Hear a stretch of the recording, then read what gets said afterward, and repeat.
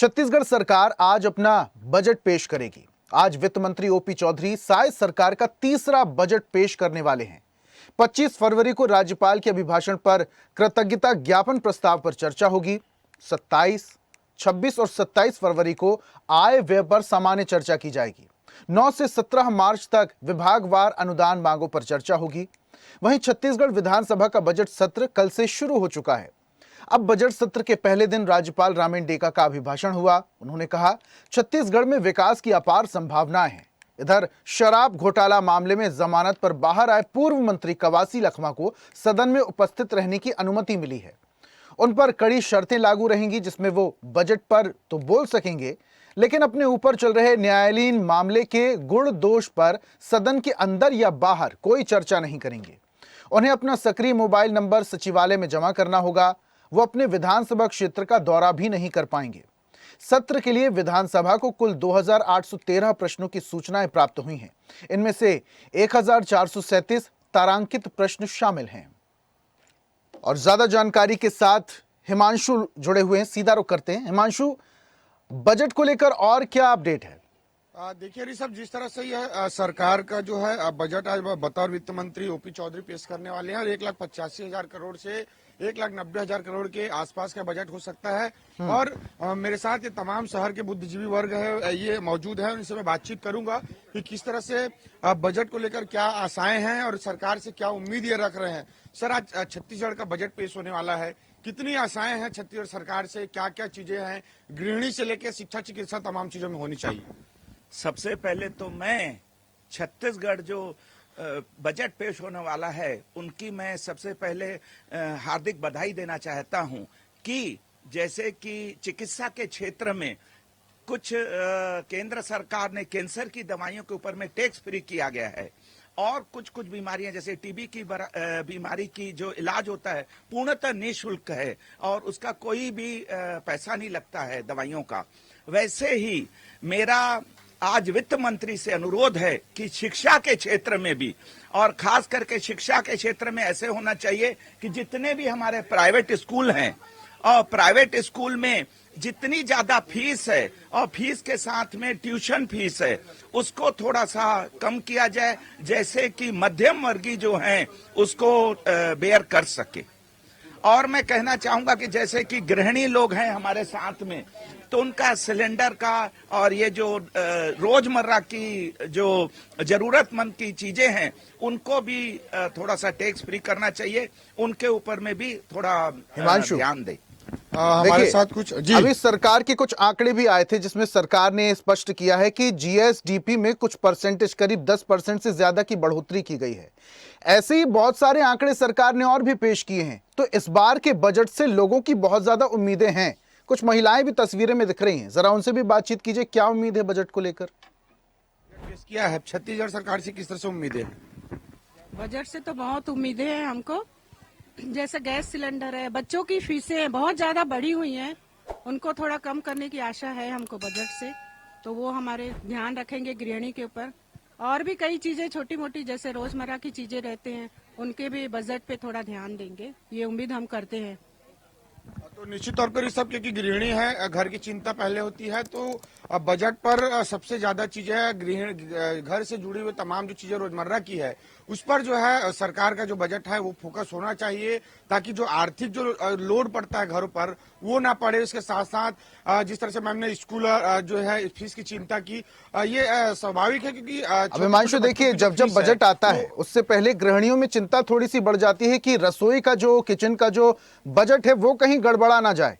इसको लेकर सबसे ज्यादा फोकस रहता है। लेकिन इस बार का जो बजट है वो महिलाओं को, किसानों को, युवाओं को, उद्यमियों को समर्पित होने वाला है। तो जरा पीछे और भी लोग हैं, युवा वर्ग भी है, जरा उनसे भी बातचीत कीजिए। उनकी क्या उम्मीदें हैं इस बजट को लेकर? निश्चित तौर पे क्योंकि हर बार मैम देखा जाता है कि जो है गृहिणी की चीजों पर तो फोकस होता ही है, राशन से लेकर तमाम चीजों पर। महिलाओं को भी छत्तीसगढ़ सरकार ने बराबर साधने की कवायद तो की है, महतारी वंदन योजना, अलग अलग योजनाओं से। क्या और आशाएं रख रहे हैं कि और क्या होना चाहिए इस बार?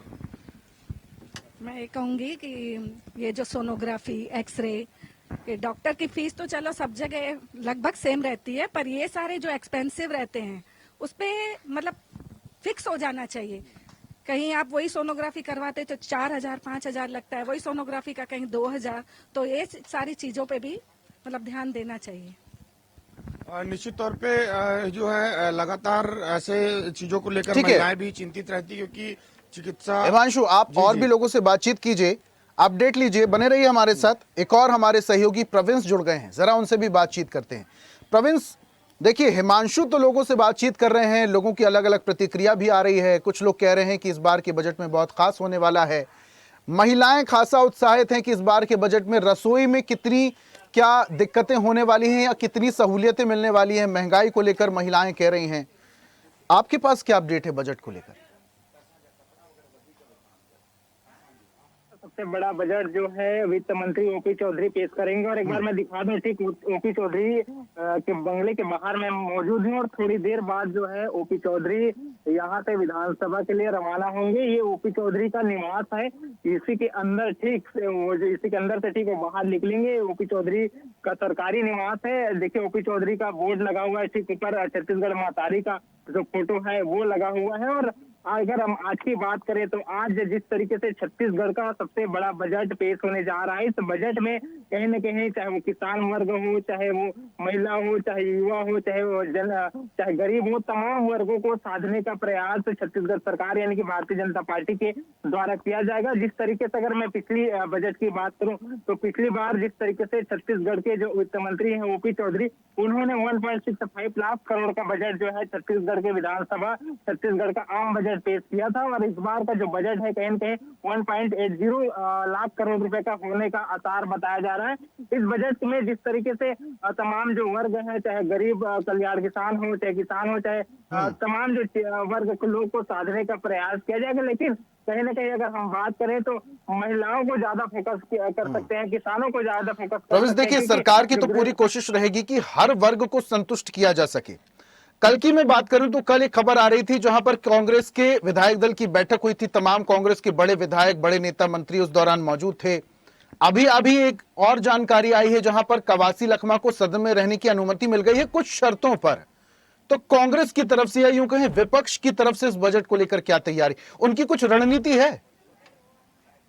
बिल्कुल निश्चित तौर पे कल जिस तरीके से देर शाम जो है कांग्रेस कार्यालय में जो है विधायक दल का बैठक हुआ, कांग्रेस विधायक दल का बैठक हुआ, और आज बजट सत्र आ रहा है। और ऐसे में जो विपक्ष की भूमिका कांग्रेस पार्टी छत्तीसगढ़ में कर रही है, और निश्चित तौर अगर हम बात करें तो विपक्ष की किस तरीके से भूमिका होगी, क्या क्या मुद्दे होंगे जिसको लेकर भारतीय जनता पार्टी के सरकार को जो है वो घेरने के प्रयास करेंगे। क्योंकि कल विधायक दल की इस बैठक में तमाम चीजों पर रणनीति बनी, चाहे वो कानून व्यवस्था को लेकर हो, या फिर किसान के मुद्दे हो, या फिर नक्सलवाद हो, या तमाम चीजों को लेकर जिस तरीके से कल कांग्रेस विधायक दल की बैठक में रणनीति बनी, इन मुद्दों को लेकर जो विपक्ष है यानी कि कांग्रेस पार्टी जो है वो भारतीय जनता पार्टी को घेरते हुए सदन के अंदर नजर आई। और साफ तौर पे उन्होंने भूपेश बघेल का एक बयान भी आया, उन्होंने कहा कि ज्ञान गति के बाद अब दुर्गति वाला बजट जो है छत्तीसगढ़ में पेश हो सकता है।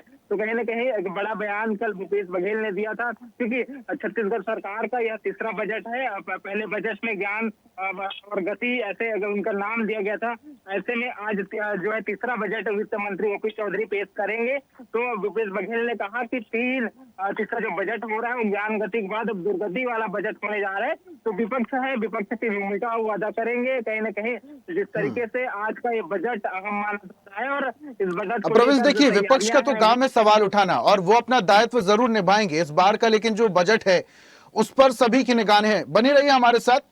हिमांशु का एक बार फिर से रुख कर लेते हैं। हिमांशु, आप लोगों से बातचीत कर रहे थे, महिलाओं का खासा फोकस था इस बार के बजट को लेकर, महंगाई को लेकर बातचीत कर रही थी महिलाएं, बुजुर्ग भी कई सारे बातचीत, और भी पीछे लोग दिखाई दे रहे हैं। जरा उनसे बातचीत कीजिए, क्या सोचते हैं बजट के बारे में?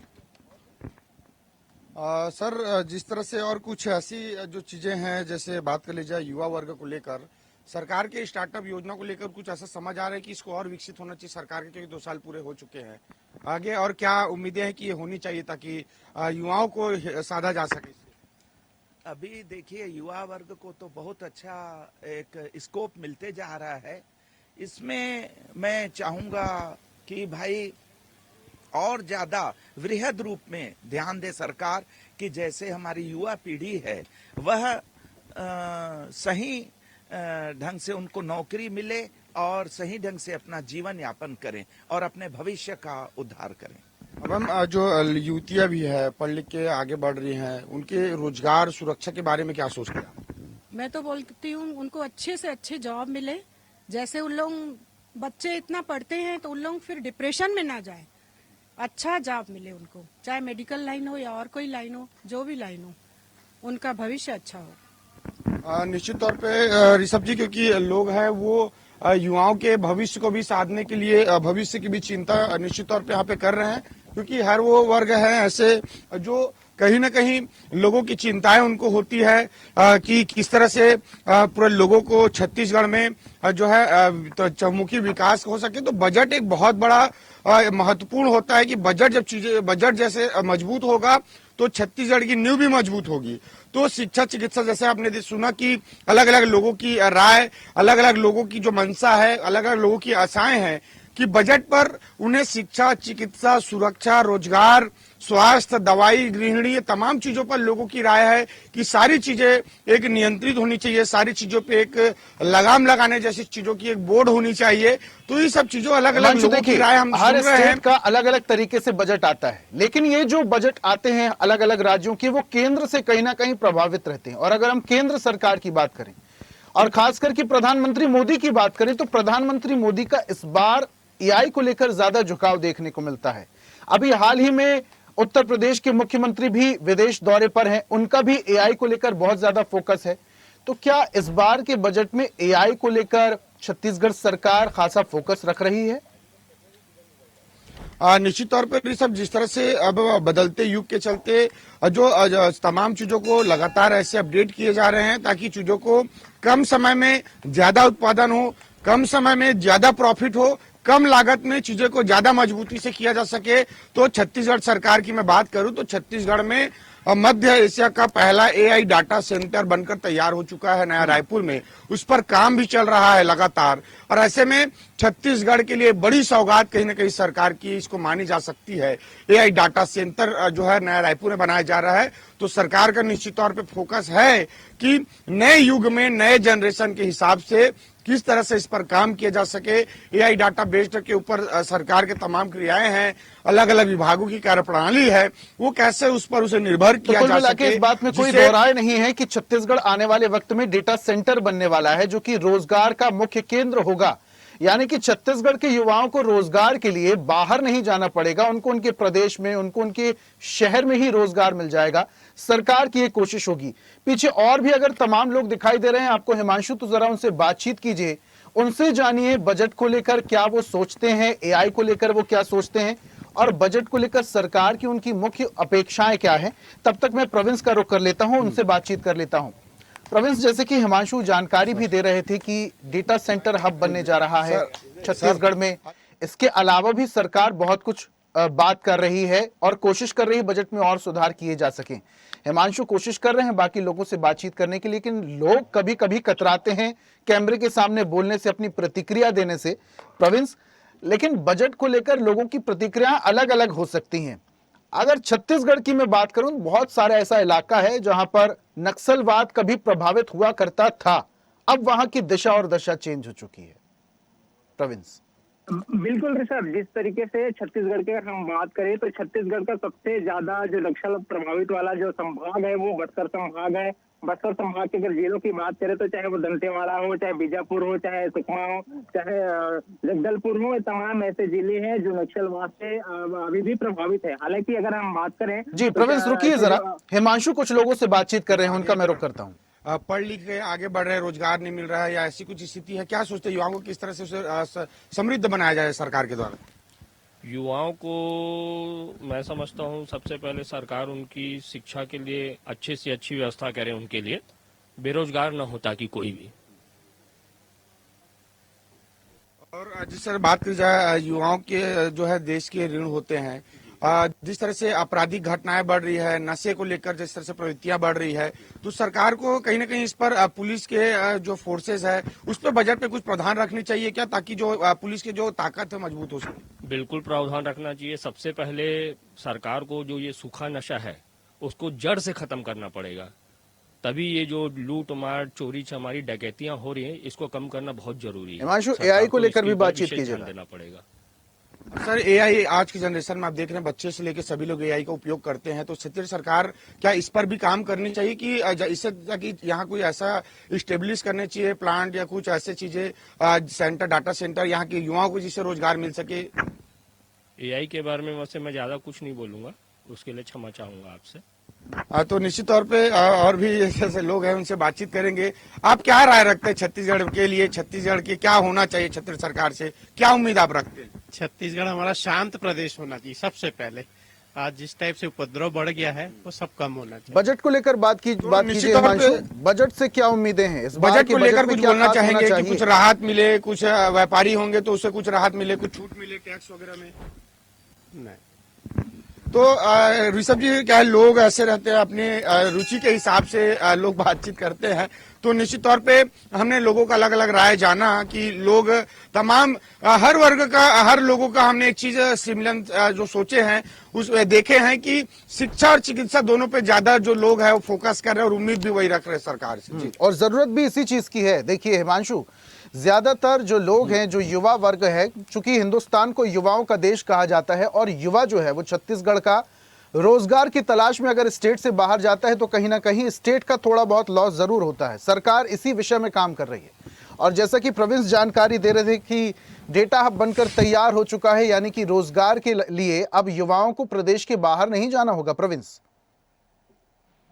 तौर पे छत्तीसगढ़ में जिस तरीके से छत्तीसगढ़ के नया रायपुर में एआई का सबसे डेटा हब जो है वो बनने जा रहे हैं और इसका कहीं ना कहीं इम्पैक्ट युवाओं पे पड़ेगा, क्योंकि आधुनिक के दौर पे आधुनिक जो युग है उस पर कहीं ना कहीं एआई का सबसे ज्यादा उपयोग हो रहा है और एआई के जब डेटा हब जो है छत्तीसगढ़ में निर्माण हो रहा है तो कहीं ना कहीं इसमें रोजगार का जो संभावना है वो बढ़ जाता है, युवाओं को बेहतर रोजगार मिल सकेगा।